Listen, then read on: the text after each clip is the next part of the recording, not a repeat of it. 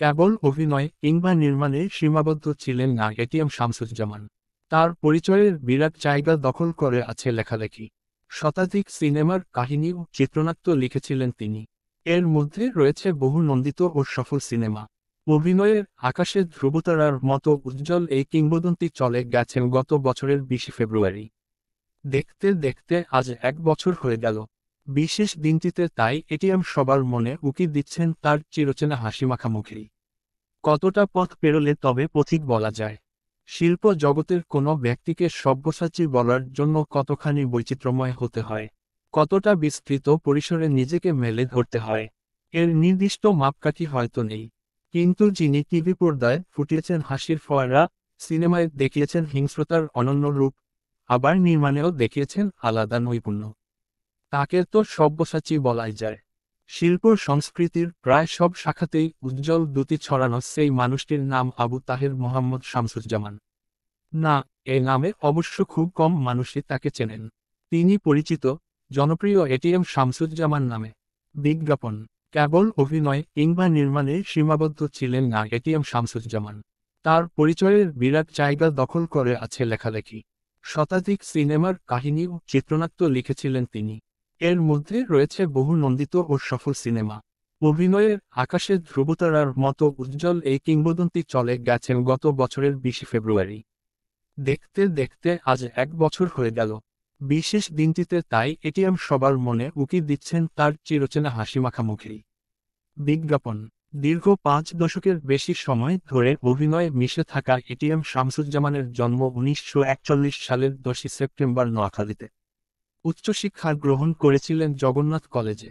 1961 সালে উদয়ন চৌধুরীর বিষকন্যা সিনেমায় সরকারি পরিচালক হিসেবে রূপালী জগতে পা গলান তিনি।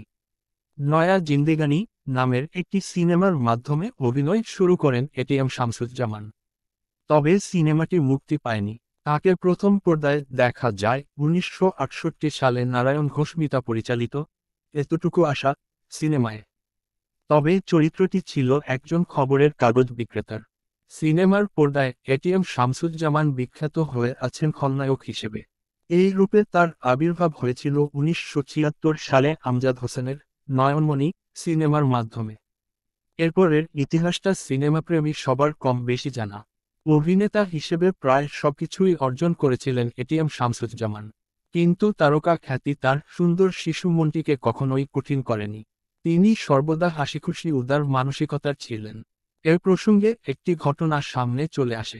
একদা সিনেমার শুটিং করতে ঢাকায় এসেছিলেন কলকাতার জনপ্রিয় অভিনেতা শুভাশিস মুখার্জি। ওই সময় এটিএমের সঙ্গে দেখা হয় তার। তিনি শুভাশিসের কাছে জানতে চান ঢাকার কোথাও যেতে চান কিনা, তাহলে তিনি নিয়ে যাবেন। 2019 সালে ঢাকার এক অনুষ্ঠানে হাজির হয়ে শুভাশিস বলেন, আমি ওনাকে বললাম আর্মের শোরুমে যেতে চাই। শুনেছি সেখানে খুব সুন্দর সুন্দর পাঞ্জাবি পাওয়া যায়। ওইখানে তিনি আমাকে নিয়ে গেলেন গাড়িতে করে। উনি দোকানে ঢুকেছেন, সবাই ওনাকে খাতির করছে। তো একটা পাঞ্জাবি দেখে আমি একটু দাঁড়িয়ে গেছি। পাঞ্জাবির কাপড়টা দেখছি হাত বুলিয়ে। উনি তখন কাউন্টারের সামনে দাঁড়িয়ে আছেন। আমিও গেলাম। যাওয়ার পর কাউন্টারের লোককে কিছু একটা দিতে বললেন। তারা একটা প্যাকেট এগিয়ে দিলেন। উনি সেটা নিয়ে আমার হাতে দিয়ে বললেন, এটা তোমার। পাঞ্জাবিটা তোমার পছন্দ হয়েছিল না, তাই এটা আমার কলকাতার মেহমানের জন্য। মজার ব্যাপার হলো 2019 সালের সেই আয়োজনে এটিএম শামসুজ্জামানের দেওয়া পাঞ্জাবিটা পরেই অংশ নিয়েছিলেন শুভাশিস। বিন্দেশের এক শিল্পীর প্রতি এটিএমের এমন উদারতার ঘটনা মুগ্ধ করেছিল সবাইকে। সুতরাং দেশের শিল্পীদের কাছে তিনি কতখানি আশ্রয়ের জায়গা ছিলেন তা তো সহজেই অনুমেয়। বর্ণাঢ্য সিনে জীবনে এটিএম শামসুজ্জামান 6বার জাতীয় চলচ্চিত্র পুরস্কার পেয়েছিলেন।